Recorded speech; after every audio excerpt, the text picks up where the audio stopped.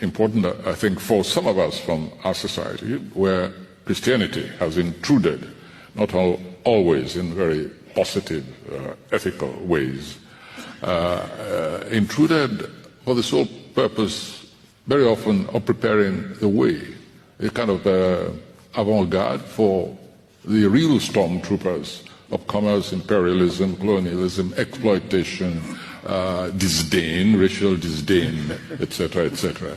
And the history of Christianity in our society, as you know, that's not been of the best, even till today. One very important example culturally, when the Christians came determined to spread the gospel, and they looked around, they couldn't find, they needed the devil. Later on, I'll like to talk about my experience with the devil, by the way. I think 3 encounters vicariously, but very interesting. But I don't want to change the subject. When they came, they couldn't find the equivalent of the devil, of Satan. And so they took one of the deities, Yoruba deities, Ishu, who happens to be a trickster, very complex, but I call Ishu the master dialectician. And they took, because he's unpredictable, and he can upset the best laid plans, mice and men. And they took Ishu and decided that is the devil.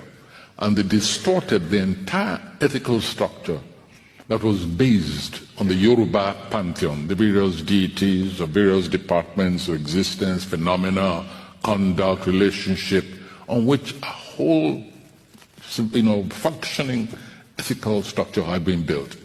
And so when we're talking about rebuilding, creatively rebuilding our sense of, ethical conduct among communities, I think we may have to go all the way back to what Christianity did to us. Good evening. I hope you are doing okay wherever you are. Thank you so much for tuning in. And I'm taking this time to say that I love you so much. And thank you so much for tuning in on or selecting this video or watching this clip.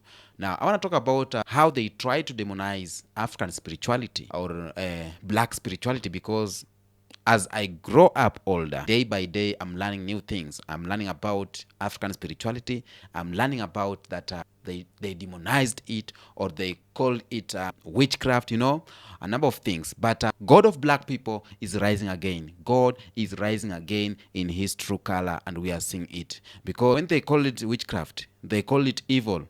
But what they didn't know is that the same power they feared was the spirit of the original God, the God of black people, the God of the universe, the God that shaped the earth before time itself. Okay?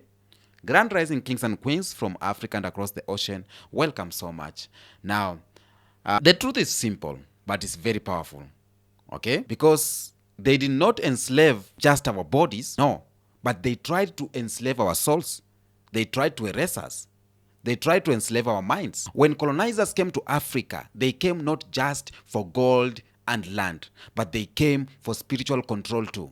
Because they knew something, that the African spirit or black people's spirit carries a frequency that cannot be destroyed. Okay? It can just only be disconnected, but cannot be destroyed. So what did they do? They studied our ancestors, they feared our connection to nature, to rhythm, to the creator, and they saw us call upon rain. They saw us heal with herbs. They saw us see visions and command the unseen. And they said, you know what? This is evil. But tell me, how can same people who created the concept of enslavement and genocide decide what is good and what is evil? We're going to find that. But before we do that, I want you to watch these clips first, and then I'll come back with more commentary. You know what's just crazy to me? For thousands of years, African people had deep spiritual systems rooted in our ancestors, in nature and the creator. But once colonialism and missionaries showed up, all of that got completely demonized. So our rituals, our deities, our way of connecting with the divine, they were suddenly just called witchcraft, evil. But the thing is that it wasn't by accident. It was part of a bigger plan to cut us off from our roots and make us feel ashamed of our power. So take my own people, the Luhya of Kenya. So we had ceremonies and ways of honoring the ancestors. But when the missionaries came in, they labeled those practices as demonic. So generations grew up thinking their own spirituality was something to run from. But the truth is this: African spirituality is not demonic. It's not about demons. It's simply a balanced spiritual practice. It's connection, and it's remembering the divine within us. And if you really want to understand how this demonization happened across the continent and why reclaiming our traditions is so important now more than ever, I break it all down in my full video on YouTube. So click the link on my bio, go ahead and watch it, and let's start remembering, reclaiming, and unlearning. Now, how are y'all pro-black, but y'all demonize ancient African spiritual and cultural practices? How the fuck are you pro-black, but you adopt the same ideologies and beliefs that your enslavers gave you? And then you want to shit on all the other black people that refuse to do that. All the black people that decide to soul search and tap into their roots and tap into, the ancient practices that we were doing millions of years ago before we were ever on a slave shit. I try to give y'all grace. I really try to give y'all grace because I know it's just ignorance. But in 2024, when we got the internet, we got books, and we have lots of resources that you can use to educate yourself, it's no fucking excuse for that shit. And a lot of y'all are willfully ignorant, so really, you have plenty of resources that you can use to, educate yourself, but you choose not to.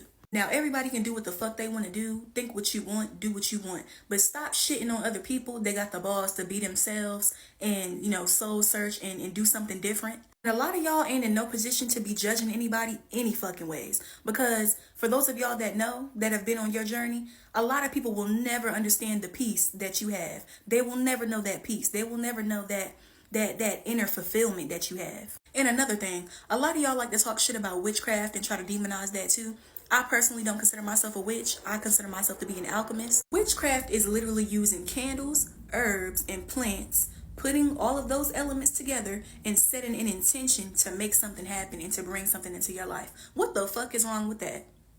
By that same logic, when y'all are at home cooking, that's witchcraft. When y'all are at home creating homemade remedies and shit to heal somebody or to make somebody better after they got sick, that's witchcraft. It's alchemy. Everybody pro-black but can't get the white man out their head. I don't understand it. Please leave this African spirituality. Absolutely no. You really have the nerve to sit there and tell black and African people to leave African spirituality alone? The very tradition our ancestors practiced for thousands of years before colonizers even knew we existed. Something don't sound right here. Let me be crystal clear here with you. The only reason many of our people fear the ancestral practices is because fear was taught to them. And I want you to guess by who. The colonizers knew the fastest way to strip our people of their power is to disconnect them from who they are. So what did they do, you may ask? They took the drums, the languages, the rituals, and replaced it all with the Bible. Mind you, the only book the enslaved was allowed to read. And just like that, they rewired their spirit. And now here we are, centuries later, with our own people doing the work of the oppressor, calling African traditions demonic and telling us to forget where we come from. Like, come on now. Just know you're not protecting anyone. You're just spreading the lies that were whispered to the enslaved to keep them obedient and spiritually blind. And you're saying people are leaving African traditions and running to God? Let me tell you something. In African traditions, God is always honored first. Always. Before any Orisha, before any ancestor, before any offerings, we acknowledge Olofin, Olodumare, the creator, which is God. So if someone was practicing and didn't feel connected to God, they weren't practicing. They were probably just copying what they saw without proper guidance, without initiation, and without understanding. You don't run from real African spirituality to find God. You find God through it. And the fear is what they walk away with is because the fear was instilled by the colonizer. If you still don't understand, here's what African spirituality gives us that they tried to erase. Identity, power, and an unshakable connection to our ancestors, God, and the universe. But hey, if spiritual oppression is your thing, by all means, I'll continue to honor my ancestors because those are the ones that walked before us, the ones who sacrificed, survived, and still guide us. And we don't need to knock on doors and scare people into joining us, because when your spirit is ready, the ancestors will call you. And when they do, that feeling is undeniable. Stay blessed. They told you to leave hoodoo behind when you came to Christ. But let me tell you something you never actually did. The Conscious Oracle here, sharing more ancestral wisdom and power for your spiritual journey. Our ancestors were enslaved, stripped of their languages, their names, and their spiritual systems. But spirit cannot be chained or bound. Our ancestors, they found a way to hide practices inside of something the oppressor would accept, and that was the church. What looked like Christianity on the outside was often Africa on the inside. You've seen it, you've witnessed it, and you've done it. Lighting candles for saints, same as lighting candles for ancestors. Anointing all in service. I know my Pentecostal friends, you're used to that. It's the same sacred oils our people use for blessing, healing, and protection. You know, the one grandma used to use when she'd anoint you when you were sick. Prayer cloths, another one you're used to. It's just another form of talisman, should I say. It's carried for power and divine covering. Speaking in tongues, speaking it in the power of God. That's a trance and spirit possession or mounting, just like in African ceremonies.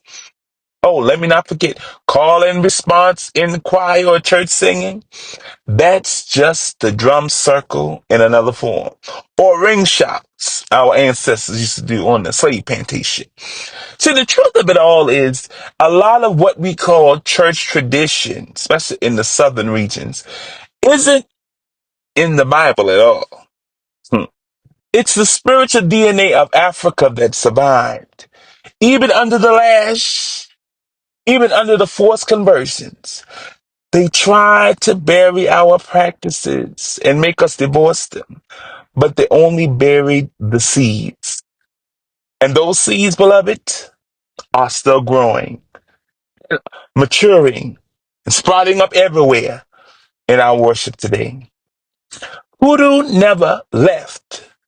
You've been carrying pieces of it every time you prayed over oil. I see a lot of pastors now going viral, praying over oil, mixing it. When they laid hands on someone or danced in the spirits, falling out under the power. Hoodoo. The only difference is we've stopped calling it by African and indigenous names.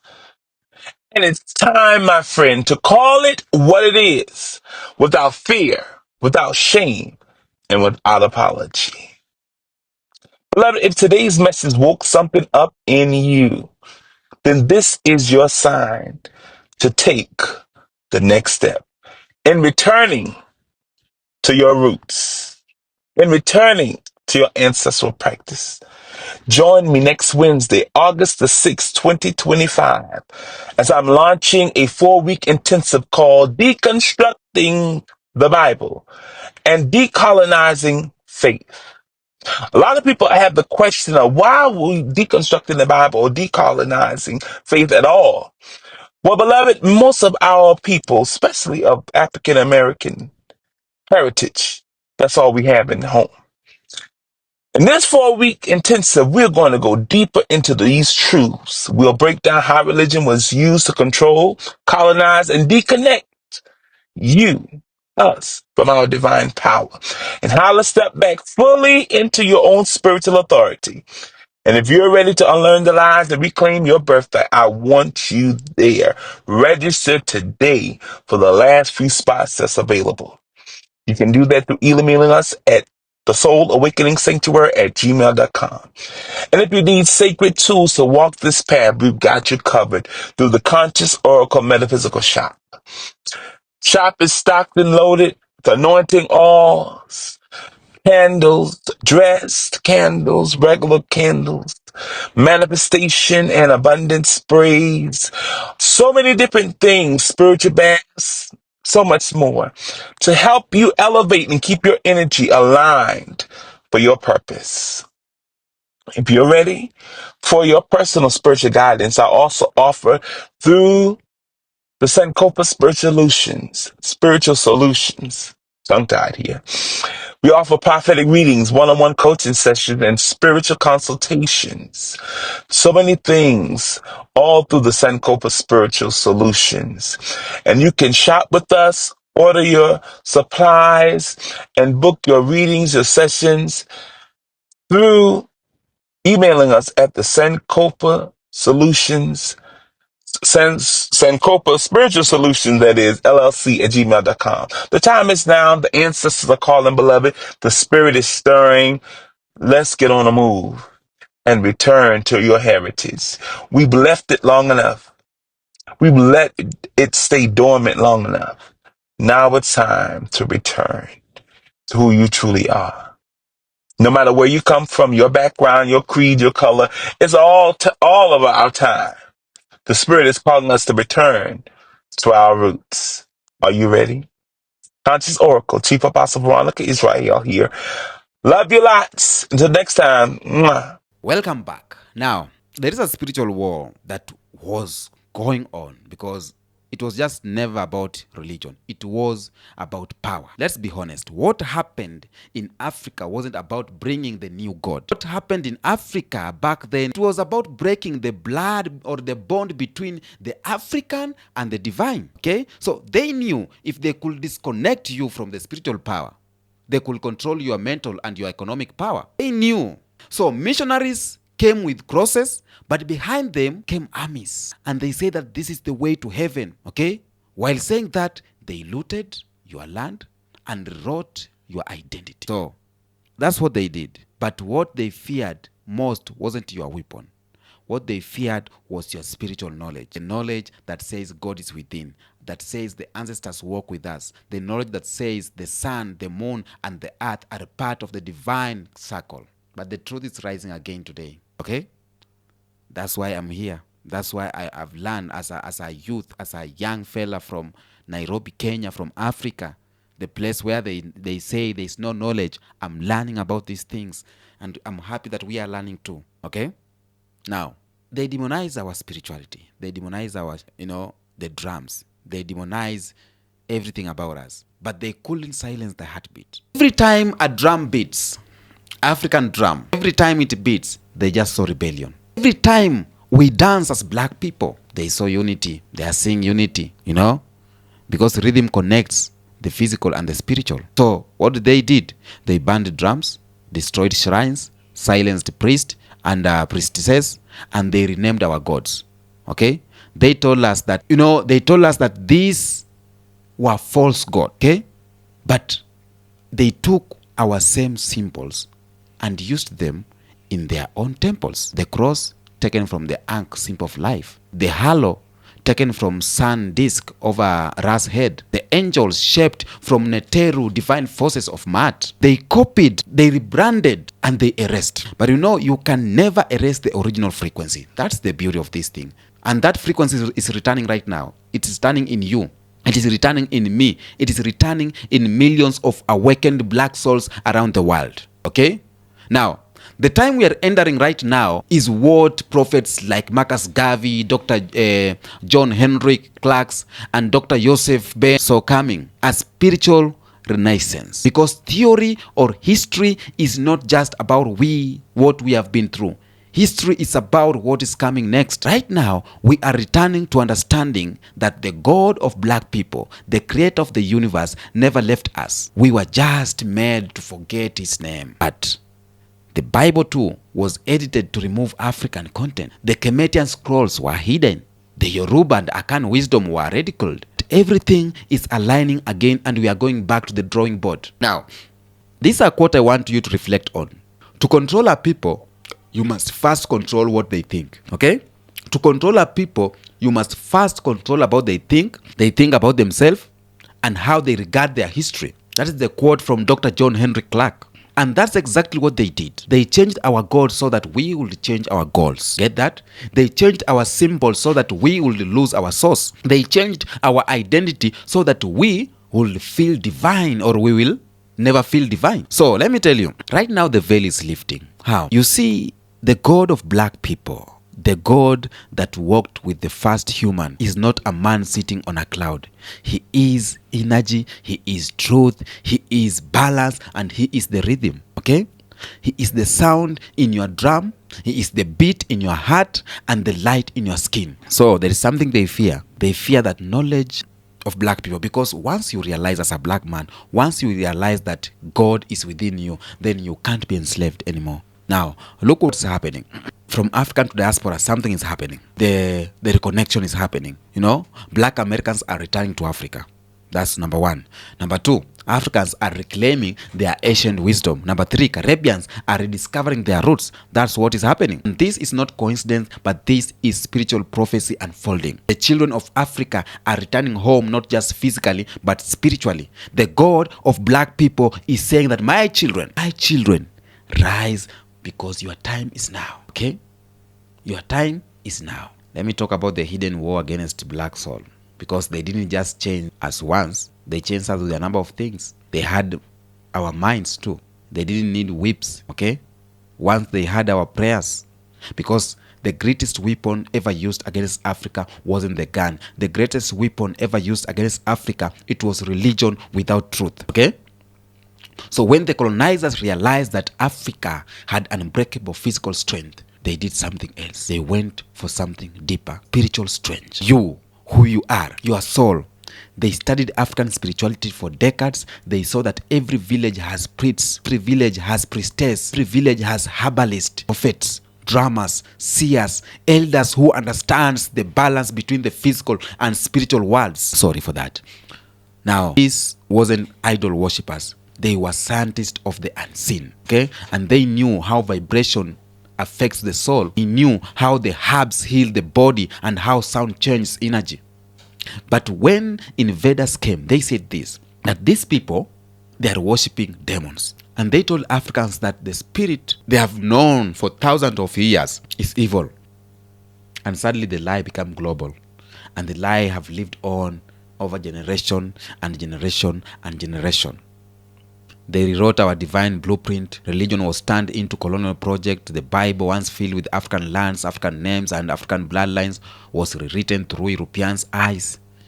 Egypt became a myth. Ethiopia became a symbolic, and the faces of the holy people were repainted white. So they told you Jesus was European when the book itself says he hid in Egypt and grew among black people.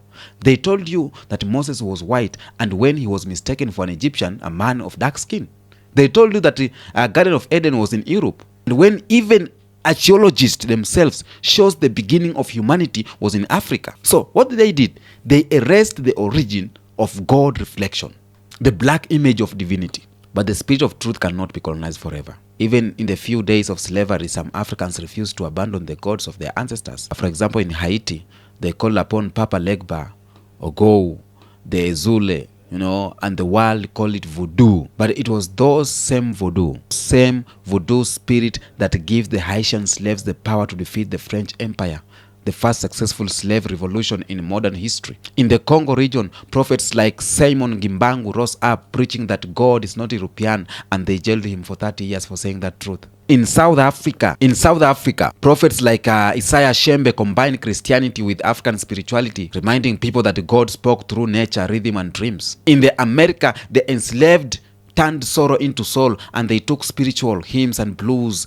and turned pain into prophecy. And that's why gospel, blues, and jazz carry divine energy, because they were born from captivity, and yet they sound like freedom. So our ancestors hid African spirituality inside that rhythm. I think so. Now, there's a fire they couldn't kill, because they burned the shrines, they whipped the priest, they burned the languages, but the spirit never died. It went underground. And that's why even today in parts of Ghana, Nigeria, Congo, Ethiopia, and Kenya, elders still whisper prayers in language older than colonization. They still pour a libation to honor ancestors, not to worship them, but to remember them. Because when you remember your ancestors, you remember your power. And the colonizer knew that. And that's why they call it pagan. Because if you talk to your ancestors, you won't need to beg your oppressor's God for help. And that's why today, millions are waking up. Okay? Millions are waking up realizing that the African spiritual system was never destroyed. It was just covered with shame. But the shame is breaking. Okay? The true nature of God, energy, balance, and truth is here. It is in African spirituality. God was not separate. God was everything. The air, the river, the mountain, the child, the elder, all carried divine breath. And that's why African name carries meaning like Amara is grace, Kwame, born the creator, born of the creator. So every name was a prayer. But Western religion made you think that God was distant, that God was far away, unreachable, you know? God was far away, unreachable, judging people. That's a lie. That's a lie made you feel unworthy. But the African truth says that you are a reflection of God. To harm you is to harm God. And that's why the enemy feared the African, because when you realize that truth, no one can enslave you again. Okay? Now, let's be real. The modern system, from school to politics to media, was built to keep you spiritual asleep, because if you wake up spiritually, you will stop consuming. If you wake up spiritually, you will stop fearing, you will stop hating yourself. So they want you to distract you by or they are distracting you by entertainment, by materialism and fake images of success, so that you never ask the question that who am I beyond this system, okay? Because the answer terrifies them. Because the truth is, you as a black person, as an African, you are the descendant of the first human and the child of the divine. And when you realize that, you can't be manipulated by fear, you can't be manipulated by religion, and you can't be manipulated by propaganda. Until the lion learns to write, every story will glorify the hunter. Have you ever heard about that? That's an African proverb. Until the lion learns to write, every story will glorify the hunter. Because the hunter is writing their own story. I went there, I killed the lion. I saw the lions, I killed 2 lions. Because a lion cannot write its story. You get that? And Malcolm X said that if you are not careful, the newspaper will have you having the people who are being oppressed. If you are not careful, the newspaper will have you hating the people who are being oppressed. That's Malcolm X. And that's exactly what they did. They made you hate your own reflection.